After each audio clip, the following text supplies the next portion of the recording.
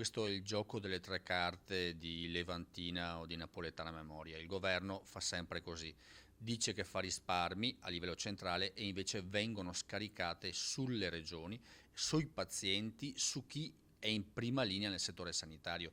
Quindi è veramente l'ennesima beffa per i cittadini, per gli utenti, per chi ha bisogno di prestazioni sanitarie e soprattutto per le regioni che devono gestire e garantire una sanità di qualità. Noi faremo di tutto per rimanere ai livelli a cui siamo abituati. Ripeto, però questo tipo di provvedimenti nazionali cercano di livellare verso il basso il sistema sanitario pubblico. Non so se dietro ci siano appunto magari altri tipi di interessi che vogliono spingere verso assicurazioni o verso una sanità privata che mi auguro non arrivi nel nostro paese. Quello che noi stiamo mettendo in moto è appunto comunque una riorganizzazione della sanità per renderla sempre più efficace e efficiente, per far capire che si può fare ottima sanità col controllo dei costi. La tabella dei costi standard che abbiamo applicato per mezzo anno nel 2013, il governo Renzi l'ha subito messa nel cassetto e purtroppo appunto non riusciamo ad avere dal Ministero della Salute e da Palazzo Chigi